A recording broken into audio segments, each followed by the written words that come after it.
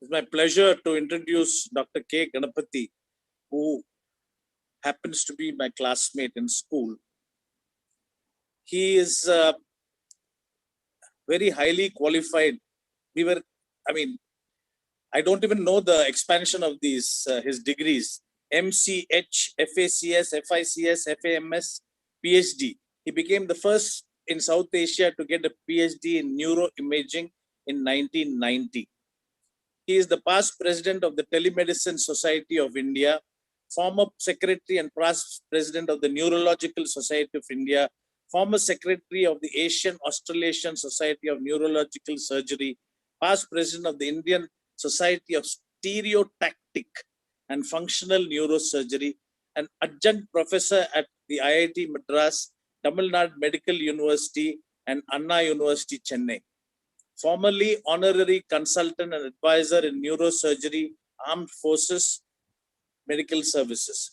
A former examiner and inspector for the National Board of Examinations, Ministry of Health, Government of India.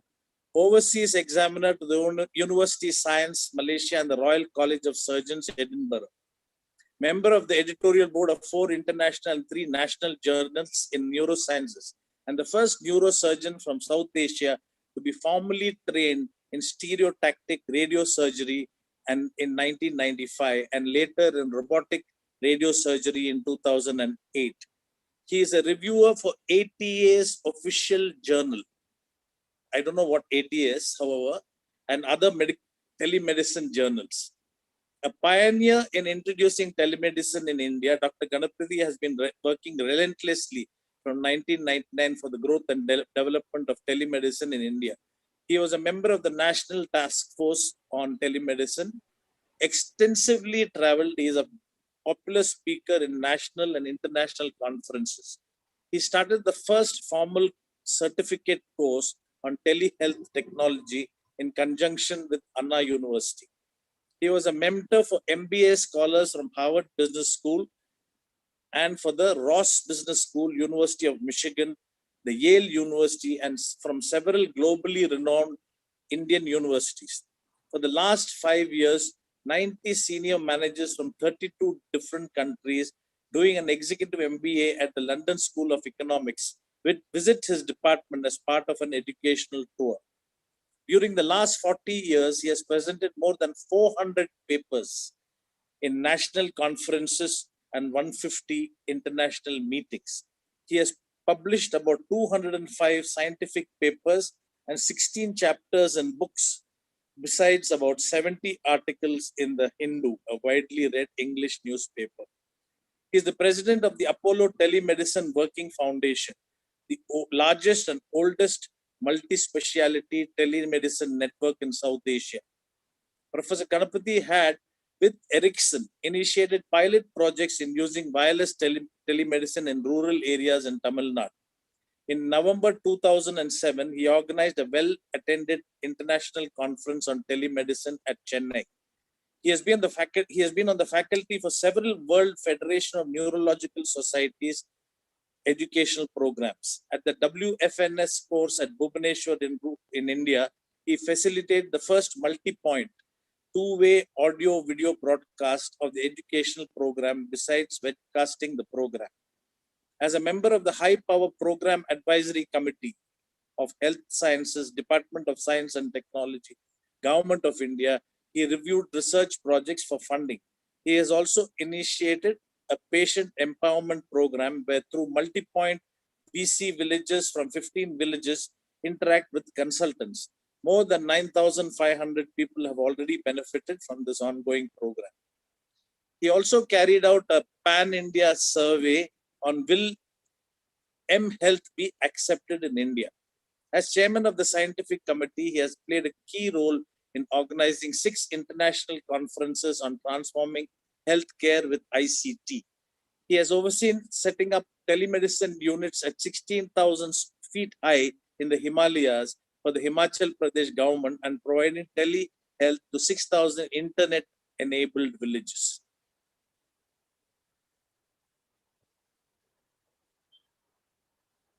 Columbia University has selected ATNF as a case study to demonstrate global best practices. This is on a professional note. On a personal note, I know Ganapathy from the 8th standard, 8th to 11th, we were in the same class together. He was the topper. I was somewhere in between. After he finished his college, he took to medicine in a very, very serious way. I took to the bar. He pursued medicine. I pursued spiritualism. Besides that, he's been married for 46 years. He has 2 children, a son who's also a PhD, who works for Google, a daughter who's from IIT Kanpur, I think, and who's a homemaker. His son-in-law works in Bangalore. He has 3 grandchildren between the ages of 13 and 17. And that's all from my side. And I invite Dr. Ganapathy to take over. It doesn't get generated. We lose Hello? the period of time till the Sorry? Hello, thank you, Ravi. Okay. Can you hear me? Yeah. Can you see my slide, please? Yes, I can. Okay, thank you, Ravi. I wish my parents had been here. They may almost have believed it. I don't know where you took this from, but it's about 6 to 7 years old. I have 4 grandchildren, and my son studied in IIT. I know these are minor, these things. So thank you, Ravi, and thank the office bearers of the Rotary Club once again for giving me this opportunity to share with you a couple of things which I've been involved in the last 2 decades. Can somebody please switch off their? I want all the audience to kindly mute. Please mute your microphones, otherwise it's very difficult for me. Okay, thank you. Thank you. Contrary to popular expectations, telemedicine or remote healthcare actually started on March 10th, 1876. The world's first telephone call made by Alexander Graham Bell to his assistant Watson, who was in the next room, was a call for medical help. He spilled battery acid on his hand from a Leclanche cell, which he used to power the world's first telephone. And that was the world's first telemedicine consultation as well. He said, Watson, come here, I want you. I have spilled acid on my hand. So ladies and gentlemen, telemedicine did not start after the COVID. It started as early as 1876. In the 1920s, a gentleman called Einthoven transmitted the first ECG through radio waves. And the radio was used particularly for people going on ships for telemedicine. So this was how the whole thing started. Now, let me define what I mean by telemedicine. In simple words, telemedicine is the process of providing health care with the doctor and the patient physically located in different places. Today, the word doctor has been replaced with healthcare provider, and the word patient has been replaced with beneficiary. For in the future, we are not going to talk about diagnosis and treatment. We are going to talk about keeping people healthy, keeping people well, the e-way, the electronic way. For telemedicine to take place, we require several components which are listed on the left side. Ideally, you require specialized software. You require peripheral medical devices which are telemedicine enabled. For example, a simple thermal scanner, which all of us are familiar with after the COVID came, this can be Bluetooth enabled. An ECG can be Bluetooth enabled. A stethoscope can be Bluetooth enabled. And it is as simple as transmitting an audio file. You don't need bulky video files, just 60 KB. That's all that is required to transmit heart sounds and respiratory sounds. Today, a patient expects the doctor to investigate him, and therefore perusal of investigations remotely is also an integral part of telemedicine. Therefore, we need to acquire laboratory reports, acquire CT scan, MRI, ultrasound, chest X-ray, mammogram, you name it, what have you. Not only these need to be acquired, they need to be stored, they need to be retrieved at the distal end. obviously they need to be displayed, and I, as a teleconsultant, need to be able to digitally manipulate these images so that I get the maximum opinion or maximum information from that. 21 years ago, when I started telemedicine, there was nobody to teach me. I taught myself. Today, the world has changed completely. And therefore, in the year 2021, we do require ideally a formal training, an orientation course. And of course, technology is evolving so fast that we need to be future ready. We need to customize, tailor make to change what we want to suit the specific condition. Again, March 25th, 2020, one day after national lockdown was declared last year, the government of India notified for the first time what are called telemedicine practice guidelines. And therefore, the practice of remote healthcare today needs to be compliant and adherent with regulations. Unfortunately, most people, the public at least, just expect everything healthcare particularly to be given totally free of cost. In the real world, philanthropy at the best, the Rotary Club, the Lions Club, and wonderful organizations like yours, even with philanthropy, you can at the best start a project.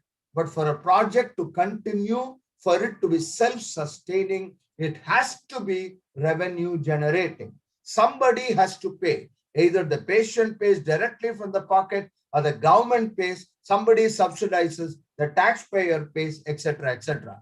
This is the major problem which we are having even today, not only in India, but all over the world. We have still been unable to crack a business model where every single member of the ecosystem, every single person will benefit in some way or the other.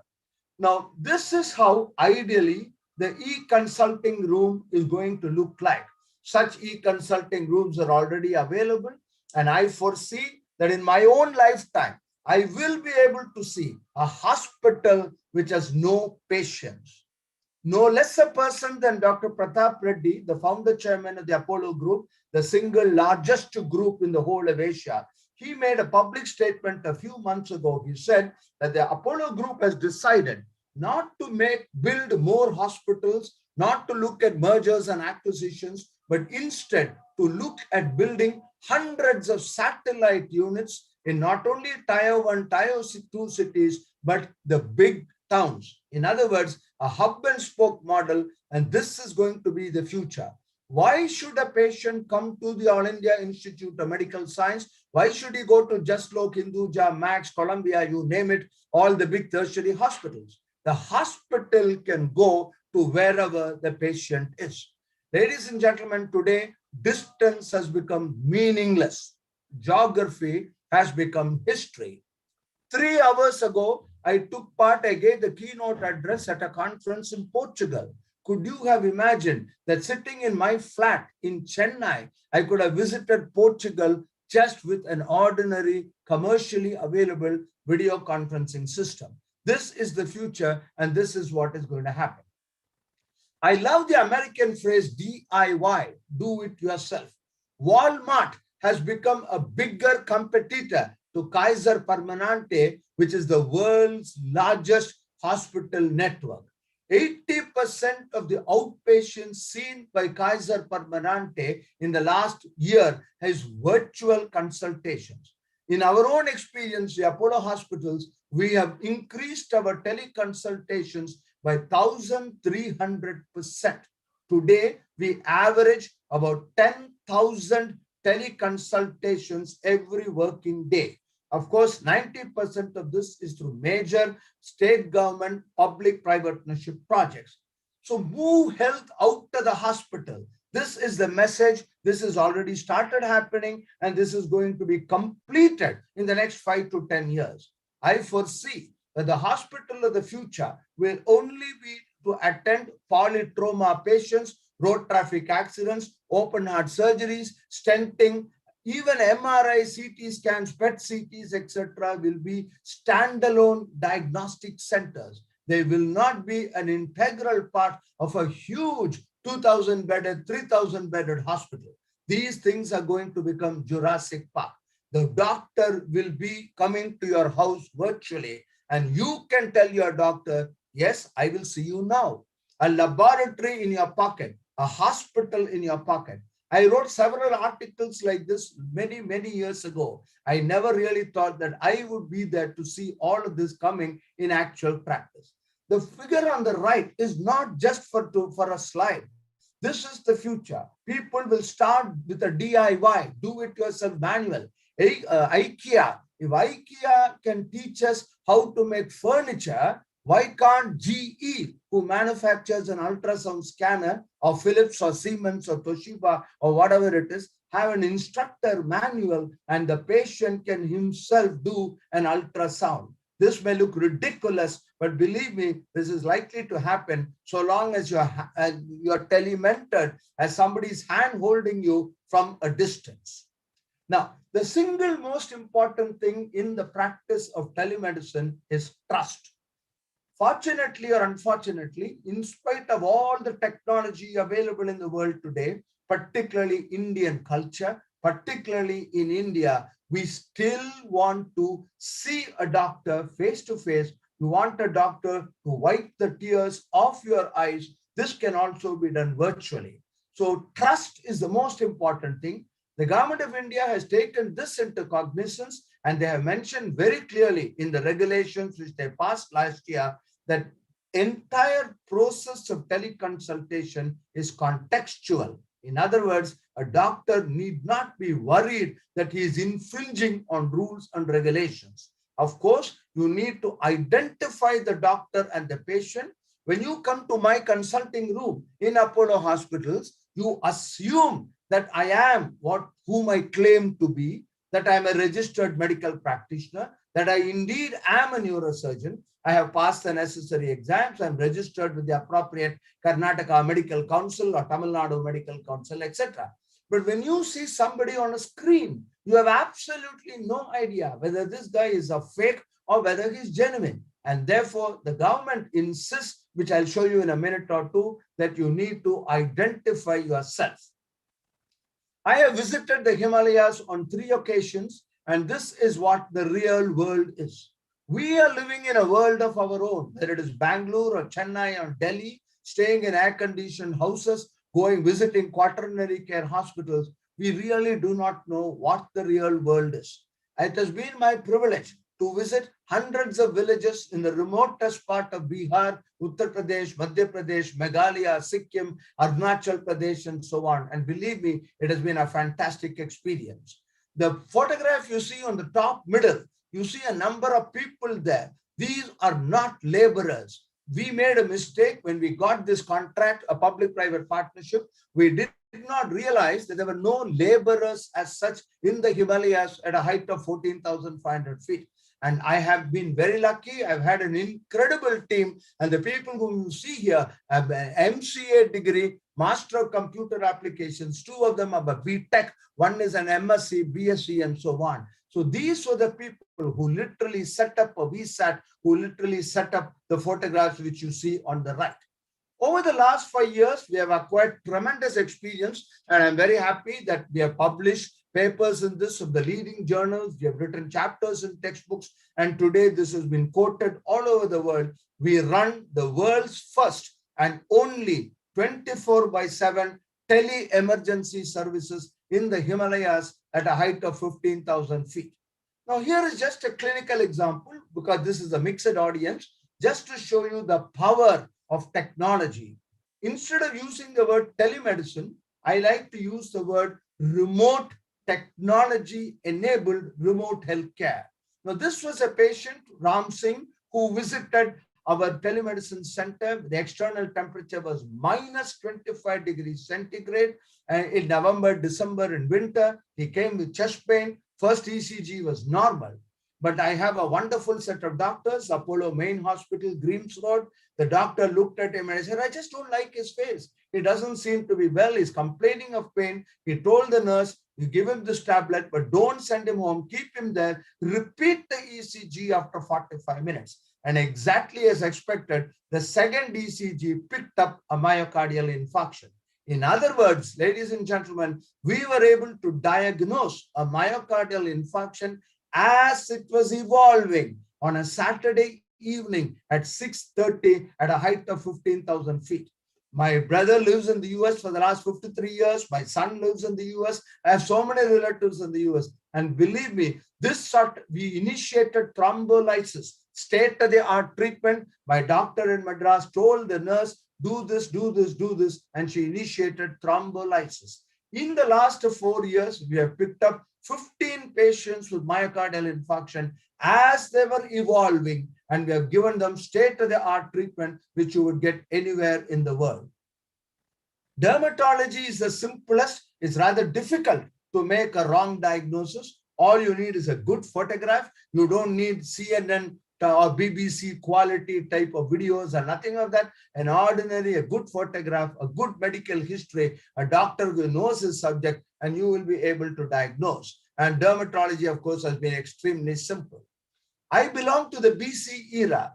I'm not talking of before COVID. I'm talking of before computers. Before computers and before Christ are one and the same. I was the last neurosurgeon in this country who trained before the CT scan came to India. There was no computers in a hospital when I trained as a postgraduate in neurosurgery. So I still like, even today, I like to listen to the patient. I need to see the patient. I refuse to treat a CT scan or an MRI. Now, this is what happens in the real world. Relatives came to me and they said, sir, my brother-in-law has had a serious head injury. He's recovering. He's about 300 miles away. It's very difficult for me to bring him. They showed me the CT scan and all that and said, oh, please tell us what we should do. I said, sorry, I'm not able to help unless I see the patient. This happened a couple of years ago. Without blinking an eyelid, the young man from a small town in Tamil Nadu, he said, is it okay if I show you his photographs which we have taken in a mobile phone? I said, go ahead, show me. And he showed me the photographs which were stored on an ordinary phone, not a smartphone, no touchscreen, nothing. And then he said, I've also got a video. Can I ask my relative who is in the house to take a video and you can examine my patient? I was absolutely thrilled, but this was what I've been fighting for the last 2 decades. And you can see here how I did a detailed neurological examination of a patient in a small town. So this is the power of telemedicine. This is again the world's largest project on teleophthalmology with the government of Andhra Pradesh. 115 vision centers in 9 districts. We have completed 450,000, 500,000 fundus examinations. You can see the technology here. I have 30 ophthalmologists in Chennai, and these doctors peer into the interior of the eye of villagers coming to the government hospital. You can see I have a technician in the remote center. You can see my doctor at the reading center. And believe it or not, again, I published a paper in this in a leading journal. Believe it or not, in 10 to 20 minutes, I'm able to send a color printout. My staff there takes a color printout with the entire annotation, and images are annotated, digital signature. Ophthalmologist gives the report totally free of cost for the patient. The government, of course, pays us a nominal amount so that we can recover our expenses. We have so far done 450,000 fundus examinations in just 2 years since this project was started. Now, I'm just going to quickly show you some videos to tell you what I actually do for a living, or rather what I used to do. Now I have totally retired from neurosurgical practice. I spend my entire time on telemedicine itself. Now, I hope you're able to see this video. Can you hear the sound in the video? The video, now it's better. It was angled a little. Yeah, now it's better. No, can you hear the sound from the we can't video? Hear the sound. No, I can't hear the sound. Okay, fine. Then I will talk. Now, this is a lady whom I had treated for a brain tumor from Bangalore, interestingly. So COVID, she was not able to come here. So I've asked her young daughter, you can see I've asked a young doctor to act as a neurologist. And the young doctor, so I am examining the sensation on the left side, on the right side of the face to find out whether the tumor has grown in size or not. I've got all the information which I want.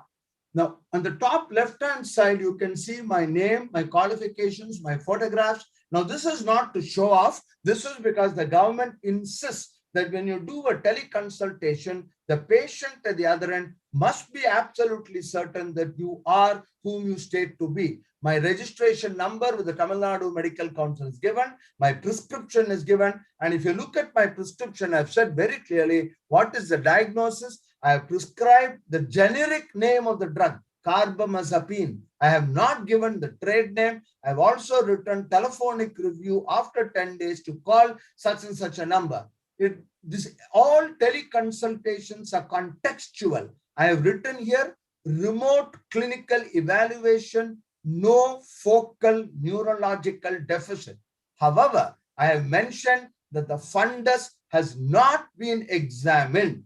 I think with my 45 years of experience in neurosurgery, that the fundus examination in this particular case is not critical, and therefore I am giving a prescription even without completing the examination. This is another interesting case where again, a family comes to me, they want me to treat the mother. I said the same old story, without seeing the mother, I can't. And this time, of course, the brother said, my brother is there with the family with a mobile phone. If I show you, is that okay with you? I said, that's perfectly fine with me. And you can see in my room, in my office, I'm crossing over to the other side and he is taking on a video. This is enough for me. I don't require 5G. I do not require CNN type of clarity and resolution and things like that. All I want to know is the woman can stand, if she can sit, what are her activities in daily life, move her left hand, move her right hand, etc., etc. And I am able to get the entire information which I want. This young boy was from Dubai. Is in Dubai. The history was very typical of what we call a temporal lobe seizure. However, just as I should not miss a diagnosis, it is equally wrong on my part to make a wrong diagnosis, particularly when a very senior doctor from a reputed quaternary care hospital makes a diagnosis. It's very unlikely that other doctors will question the diagnosis, and whatever medicine is wrongly prescribed will be continued for years and the medicines will cause problems. So I told the mother, there is no urgency, have a video, next time the boy gets into this problem, just take a video and send me the video later. You can see here a good MBBS, third year MBBS student, you should be able to make out a classical example of what we call an absent seizure or a temporal lobe seizure. You can see the boy is not convulsing, but saliva is drooling from his mouth. He does not know what is happening. He's unaware of the environment, but after a minute, he comes back to normal. So this is the power of telemedicine. Yet another patient with a large clot on both sides of the brain. The patient was doing so well that I did not have the heart to make holes in his skull to let out the blood. I was very confident that the patient would listen to me. So I told him, every 3 days, every 4 days, I need to examine you. And if there is slightest deterioration, you have to come to Madras immediately for a surgery. In his house, with an ordinary mobile phone, I've been able to examine him. And 1 month, I examined him about 4 or 5 times. And just as I predicted, the clot completely resolved on its own. So this is just a few clinical examples to show you the power of telemedicine.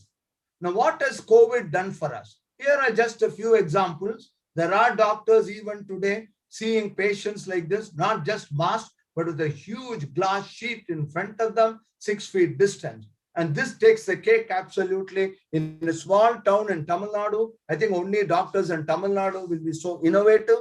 You can see this doctor with a torch in his hand. Patient is at least 10 or 12 feet away. He is trying to examine the interior of the mouth. And on the lower left-hand side, this is absolute ingenuity at its highest. The stethoscope tubing has been extended by 6 feet, and a compounder places the stethoscope on the chest wall of the patient 7 feet away. Why do you resort to all this when today you can do excellent top-class teleconsultation? Ladies and gentlemen, thanks to COVID, the world is turned upside down. In fact, I have been talking about this many, many years ago, but then I did not have the guts to actually adopt it, and nobody, of course, would listen to me. Today, thanks to the COVID, for all these years, we are obsessed with what we call privacy, security and privacy. We think is absolutely wrong for anybody to be present when a doctor is examining a patient or talking to a patient about his health problem. Even in the United States, even the spouse or even the children or the parents, you need to get special permission. This has to be recorded, etc., etc. The world has turned upside down. A paper published in Harvard Business Review of all journals a couple of months ago showed that group therapy may be the future. And I personally think this is an ingenious idea. So suppose you get 20 diabetics together and a doctor gives a teleconsultation for 10 or 15 or 20 diabetics. 50% of any doctor's time is spent on explaining the disease, on telling the natural history of the untreated condition, what is the general treatment given, counseling, do's and don'ts, etc., etc. Only about 10% is spent on individualized, personalized tweaking for that particular patient. So why can't we get 8 to 10 diabetics together? It will save time, the doctor's time, and obviously the consultation fees can be split. You can reduce the consultation fees considerably. So some people have carried out such studies, and very interestingly, they found that a diabetic patient is more at home sharing notes with a fellow diabetic than he is even with a doctor. For the last 1.5 years, I've been using this slide in every talk I give. WFH, work from home, is going to be the order of the day, the new normal. As Ravi mentioned, my son-in-law works in Adobe in Bangalore. Of course, he reports to a boss in the US, though he's in Bangalore. Directly, he reports to the US and India. Adobe has said that 4 days in a week, you can work from anywhere in the world, even in 2022.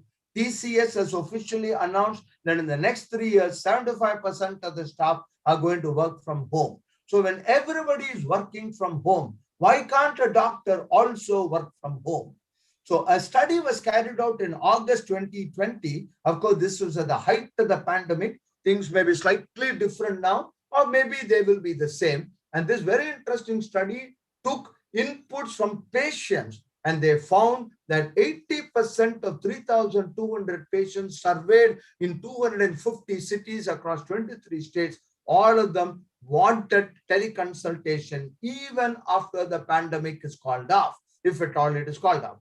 To me, the most important point was 2 out of 3 users who were surveyed in the study consulted with existing known doctors. In other words, the market for so many companies who are online, today everybody says just go online, Google your symptom, find out the doctor, and you can fix an online consultation. Maybe, but this particular survey said that they do not want to go to an unknown doctor. They want their existing family doctors. They want their existing family doctors to be tech savvy and to learn about to use telemedicine. So this is the future. If you do not embrace telemedicine, you will be without a job. I think I'm running out of time. Can I take 3 more minutes, Sir Ravi? Yes. Okay. You will forgive me if, as a septuagenarian, I sometimes look with nostalgia of how all this started. This was Bill Clinton on March 24, 2000, the world's first VSAT-enabled village hospital. For the first few years, we had a lot of visitors. We had President from Nigeria, Prime Minister of Mauritius, teams from the European Health Commission, and so on. And of course, it is also my privilege to introduce telemedicine in the Indian Armed Forces as early as 2002. And a lot of effort and time was put in. We had multi-point video conferencing. Today, it looks absolutely silly. My grandson laughs at the whole idea of having a photograph on multi-point video conferencing. I mean, today he's able to do this with all his friends all over India on his mobile phone. But believe me, doing this in a hospital in the year 2000 was certainly uncommon.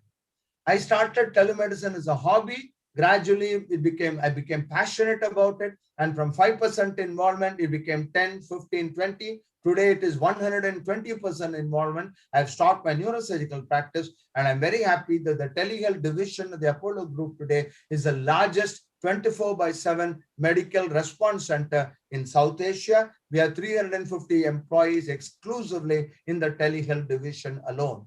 Again, it has been my privilege to have been associated with ISRO on and off. And last year, actually, I was the only medical doctor who was in Bangalore to give a talk on extraterrestrial neurosciences. The Gaganyaan mission has been postponed, but certainly not cancelled. I think by 2023 or 2022, next year, 3 people who are just finishing their training, they'll be coming back very soon. So it will be absolutely, to me, the most amazing thing will be providing healthcare to India's first 3 astronauts 420 kilometers above the Earth. As the doctor said, there are no emergency rooms in space, and NASA astronauts' blood clot was treated by a doctor on Earth. And the most fantastic thing was the number of medicines they had aboard the International Space Station was limited. Treatment was for 3 months. They had drugs only for 40 days. So what did they do? Very simple. They got drugs from the pharmacy and blasted off from Cape Carnival. And this was delivered, believe it or not, this was delivered to the International Space Station. So this, ladies and gentlemen, is no longer science fiction. I just couldn't help putting up this slide. This was yesterday from Bangalore. I hope the video works. Oh, sorry, I forgot. I think I did not load the video, my mistake. Okay. This was a video which I got the day before yesterday night from a friend of mine. This dog was convulsing, generalized seizures, and the owner of the dog, who was my secretary for several years, she's been very familiar with neurosurgery, so she gave me a brilliant history, and I diagnosed. And though I'm not a vet, I diagnosed, put her on Gardinol, etc. And the subsequent events proved to be true. So this is the power of telemedicine. Nowhere could she have got a vet at 10 o'clock at night on a Saturday evening. So I was able to do this very, very simple with, oh, sorry, something has gone wrong with my phone. Sorry, just give me 1 minute. I don't know what, it's got stuck.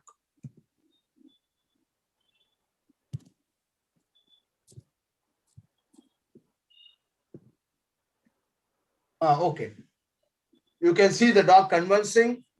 And this is a classic example of how I use telemedicine, even for now, even for dogs. So this can be used for anybody. So there's no limit to telemedicine. So ladies and gentlemen, what is the message? The message is, thou shalt digitally transform. All the 10 commandments, if they were to be written again, it shall be, thou shalt digitally transform. You can ignore reality, but you cannot ignore the consequences of ignoring reality.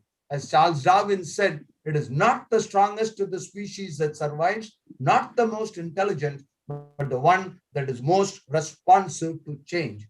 You need to be future ready. Most of us, I won't say most of us, some of us are afraid of the future. We desperately cling to the present, not realizing that we have already become the past. I could go on and on, but I know that all are conscious of time. So thank you, everybody, for giving me this opportunity. If there are any questions, I would be happy to answer them. Thank you, Dr. Ganapathy. That's truly a wonderful talk, so informative. We know that telemedicine can be such an interesting topic. We can go on. And with your knowledge, I think we need a lot more time. Wonderful talk. Thank you very much, Dr. Ganapathy. May I open the floor for questions? Let's take a few questions. Please unmute yourself and ask the question, please, to Dr. Ganapathy.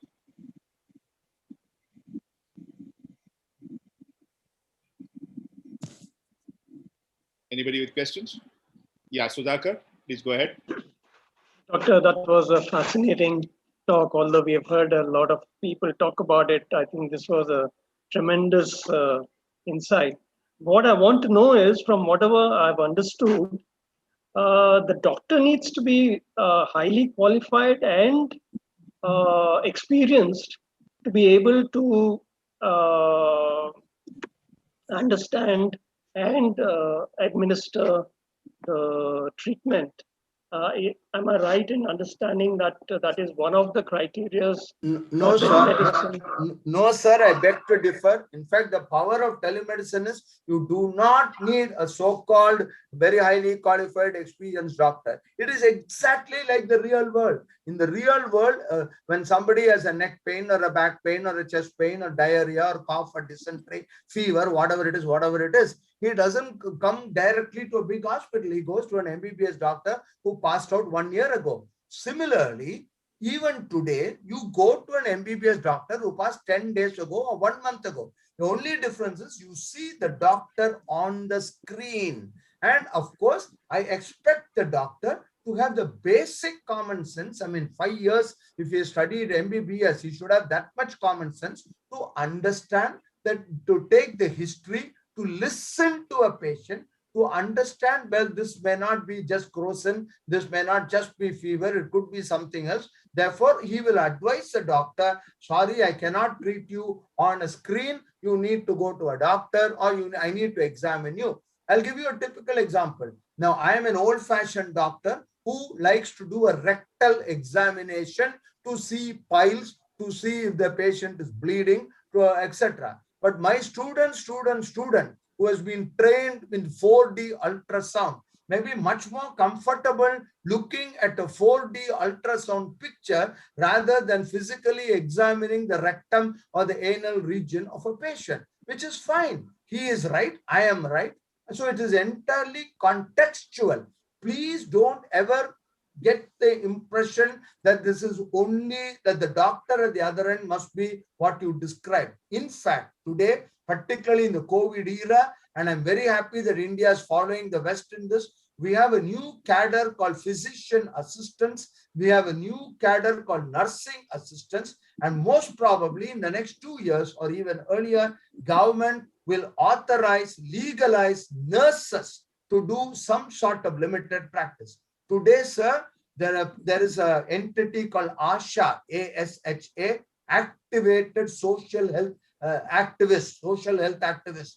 These are the people who are the backbone of India's healthcare system. I mean, people like me are only live in the big cities, 640,000 Indian villages. We have got about 35,000 primary health centers. So these are the people. So all they require is a tablet, a mobile phone, preferably a smartphone, etc. So this is not at all required, number two.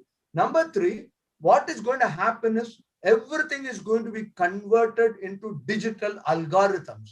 We ourselves, the last photograph I showed you, I have a 24/7 call center. We don't necessarily have doctors all the time. I have just passed out physiotherapists, just passed out nurses, etc. But we have an algorithm. This algorithm can be translated into 27 different languages. A 3-month-old baby comes with diarrhea. I wouldn't know what to do. So what happens? On the headphone, I ask, well, how long has been the diarrhea been? How many episodes? She says 2. Tuck, tuck, tuck, tuck, tuck. I go on pressing. The computer prompts me and asks me, ask this question. If this is the answer, ask this question. If this is the answer, ask this question. A flow chart. A very well-defined, simple, easy to follow flow chart, which is exactly what the very experienced senior doctor of Western here would be doing. So the experience and wisdom of a doctor with 50 years today is available to a doctor with 5 days of experience. So would it mean that at some point in time there won't be any face on the screen? Everything would be no. That is never going to happen. At least not in the lifetime of our great-grandchildren. Because I always mention in my articles that this is not buying a pizza, this is not booking online, this is not booking a train ticket or a plane ticket or Amazon or Flipkart or eBay or whatever it is. Healthcare is totally different. You still need to talk to the healthcare provider. The healthcare provider need not be the professor of neurosurgery. He can be a nursing assistant. So human interaction is there. But what I am contending is that this human interaction need not be face-to-face. It can be on a screen. I can hear your heart sounds even better through the microphone, through the audio on my laptop than I can hear if I put the stethoscope between my 2 ears. Thank you. Any other questions? We have time for probably one more question.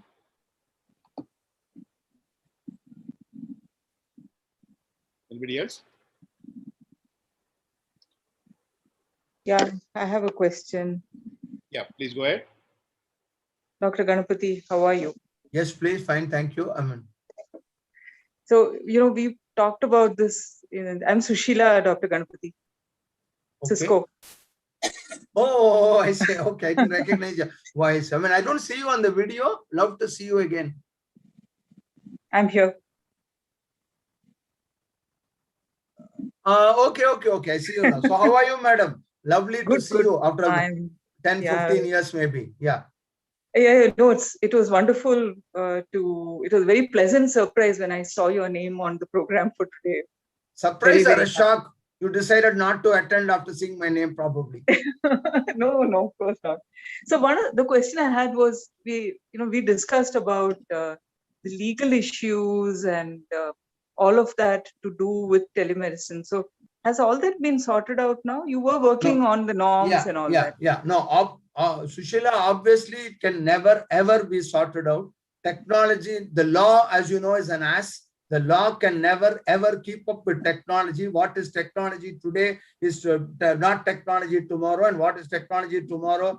So the law will never keep up with technology. So it will never, not in the lifetime of my great grandchildren, do I expect to be sorted out. Having said that, because though we have been for the last 15 years in the Telemedicine Society of India, I've spent hundreds of hours, all of us with my colleagues, etc.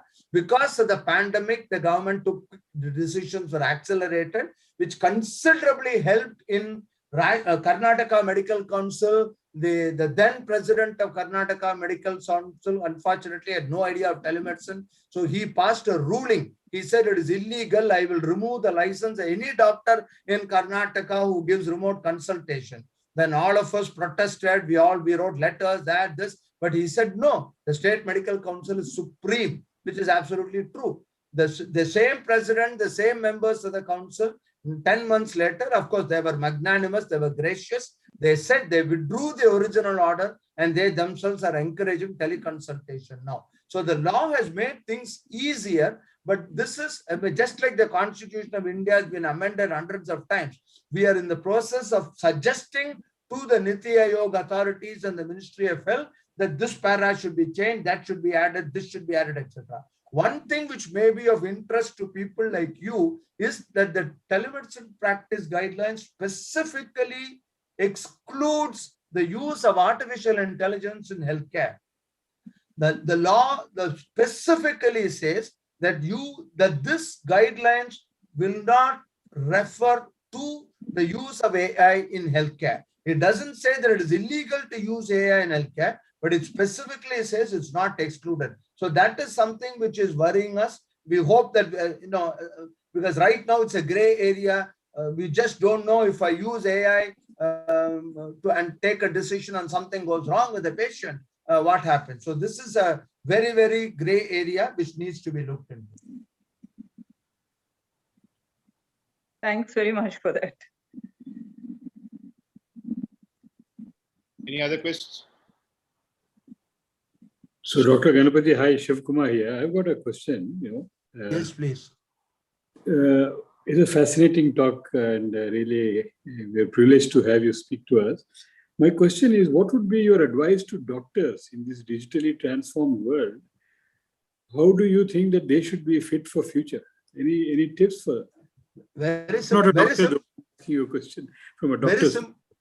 Very simple. If you want to continue to be a doctor, you jolly well, if not get an MCA, at least be very familiar with remote healthcare. Otherwise, you will lose your job. As simple as that. Yeah. Okay, thank you. So survival is at stake if you're not digital. Exactly. Once again, thank you, Dr. Ganapathy, for your talk. Really inspiring, wonderfully informative. May I call upon Rotarian Ramdas Pai to propose the vote of thanks on behalf of the members? Past President Ramdas Pai. Good evening. Good evening. I would like to say that, yes, Dr. Ganapathy very clearly mentioned that telemedication started in the 1800s when the first call was made on the telephone. But I would more or less agree to a statement that I read that Dr. Ganapathy is the father of telemedication in India. Of course, there have been discussions on that, but I would vote for that. And the way it has been explained of what telemedication is, what is the extent that you can go, what are the benefits, and the nitty-gritties of the whole thing. And specifically when answering the questions, it has come out very, very clear as to what telemedication is, what it can be, and what doctor had thought about long back that he may not see, but he has seen it, and it has come way beyond what he had expected. And it's definitely going to go way, way ahead. That was really wonderful. We had a lot of better knowledge on the whole thing. Of course, with more time, we would have gone more in depth, but this itself is taken so much for us to digest. And thank you very, very much, and wish you all the very best. Thank you very much, sir.